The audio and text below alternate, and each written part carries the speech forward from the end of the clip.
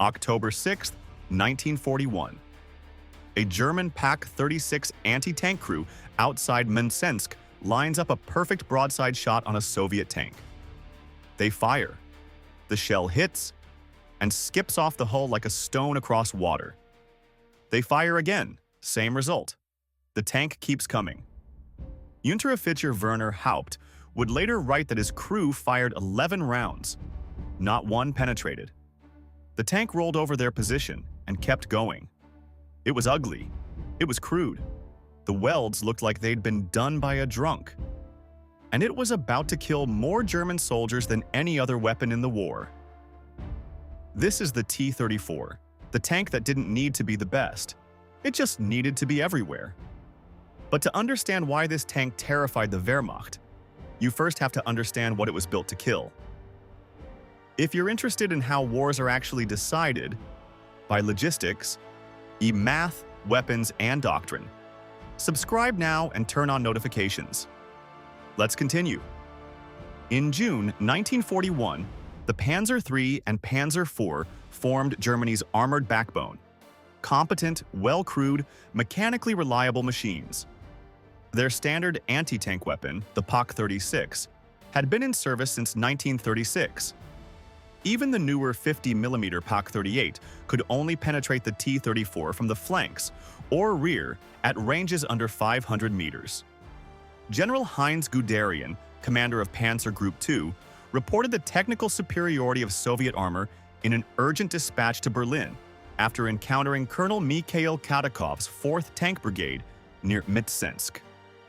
Then came the escalation. Inside the Henschel assembly plant in Kassel, each Tiger I required roughly 300,000 man-hours to complete, 100 times the production cycle of the T-34. The Tiger's 88mm gun could penetrate 100 millimeters of armor at 1,000 meters.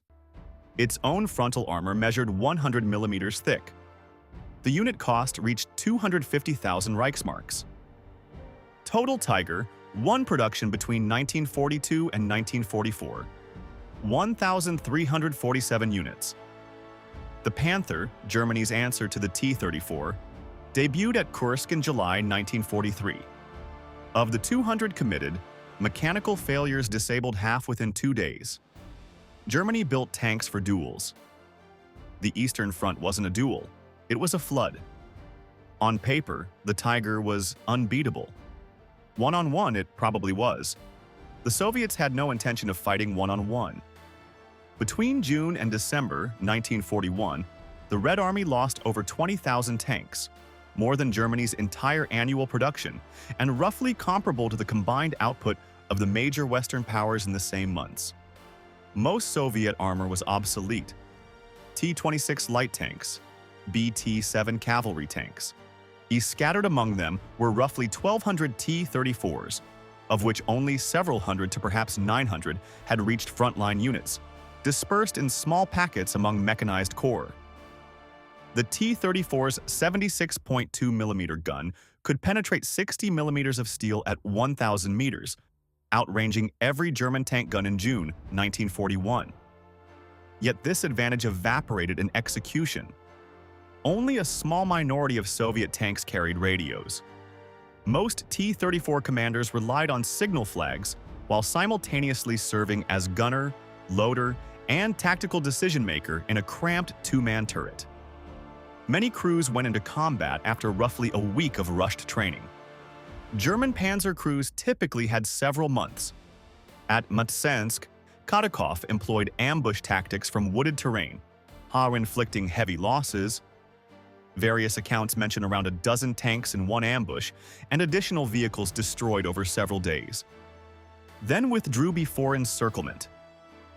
A tactical anomaly in 6 months of armored catastrophe. The problem wasn't the tank. It was everything else. No radios, poorly trained crews, suicidal tactics. The question, build something better than the Tiger or build something sufficient by the tens of thousands? They chose the flood. In March 1940, chief designer Mikhail Koshkin personally drove 2 prototypes 2,850 kilometers from Kharkov to Moscow through mud and snow to prove the design before Soviet leadership. The journey gave him pneumonia. He died on September 26, 1940, at age 42. He never saw what his tank became. His sacrifice validated 3 revolutionary design choices that would define Soviet armored warfare. The first innovation centered on armor geometry. 60-degree sloped frontal plates that effectively doubled protection compared to vertical armor of equivalent thickness, forcing incoming shells to penetrate approximately twice the nominal 45mm thickness through deflection angles. German shells calculated to penetrate flat armor ricocheted off angles. Simple geometry defeating expensive metallurgy. The second breakthrough adapted American engineer J. Walter Christie's suspension system, pairing large-diameter road wheels with 500mm wide tracks that distributed 26.5 tons across Soviet terrain. The Christie suspension enabled cross-country speeds approaching 25 kilometers per hour, only allowing the T-34 to keep moving in mud and deep snow where German tanks bogged down. The third critical element emerged from the Kharkiv diesel factory, the V234 engine, a 38.8-liter V12 aluminum block power plant generating 500 horsepower at 1,800 RPM. Diesel fuel ignited at significantly higher temperatures than gasoline, reducing catastrophic fires when armor penetration occurred. The V2 consumed practically anything: aviation kerosene, captured German benzene, low-quality distillates from hastily constructed Siberian refineries. What was sacrificed? Crew comfort, a cramped 2-man turret forcing commanders to perform 4 roles simultaneously. Optics inferior to German sights. No radios on most early models. And a gearbox so brutal that crews hammered the shift levers during combat maneuvers. When Operation Barbarossa forced complete factory evacuation beginning June 1941. Dismantled Kharkov locomotive factory machinery traveled 2,000 kilometers eastward on 8,000 railway flatcars to Chelyabinsk in the Urals, merging with the Kirov tank plant from Leningrad and production facilities from Stalingrad into a single complex dubbed Tankograd by its workers. Kharkov factory. Number 183 alone turned out on the order of 1,000 T-34s in the months before its evacuation, then resumed production at Nizhny Tagil within 6 weeks. Workers assembled T-34s in unheated facilities at -40 degrees during the winter of 1941–42, welding armor plates while production lines operated 24 hours daily in 3 shifts. By 1943–44, Tankograd was rolling out several dozen T-34s per day, with labor time per tank cut to only a few thousand man-hours, roughly half the effort of early war production. Factory engineers eliminated everything non-essential. Rubber return rollers became steel. Internal fuel tank bladders disappeared. Precision gears gave way to brute force straight cuts. Turret casting replaced welded construction, reducing assembly time by 40%. Welding quality was so rough that German intelligence initially believed the tanks were disposable, built to last 1 or 2 engagements. They were half right. The Soviets didn't care if a tank lasted a year. They cared if it lasted long enough. The T-34 transformed from precision weapon to mass-produced instrument, trading crew comfort and mechanical refinement for quantity measured in thousands monthly. As a knocked-out T-34 could be dragged to a field depot and returned to service in hours. A Tiger needed a specialized recovery vehicle and a railway flat car to reach a proper workshop. By 1943, the design had one glaring weakness, and the Germans were exploiting it. North of Kursk, in July 1943, a T-34 commander spotted a Tiger emerging from tree cover at 800 meters. The Soviet crew fired. The 76mm shell bounced off the German tank's frontal armor. The commander tried to direct his gunner while scanning for threats, loading ammunition, and coordinating with his driver. 4 critical tasks simultaneously in a 2-man turret. The Tiger's 88mm gun fired once. The engagement lasted 17 seconds. Soviet ballistic tests confirmed the 76mm gun could not penetrate the Tiger's frontal armor beyond 300 meters. Stalin approved an emergency upgrade on December 15, 1943. The solution: enlarge the turret ring to fit a 3-man crew and mount an 85mm gun that could penetrate 102 millimeters of armor at 500 meters. Sufficient to defeat Tiger frontal armor at combat range. Not parity, but enough. 1 gunner, 1 loader, 1 commander directing tactical operations without physical distraction.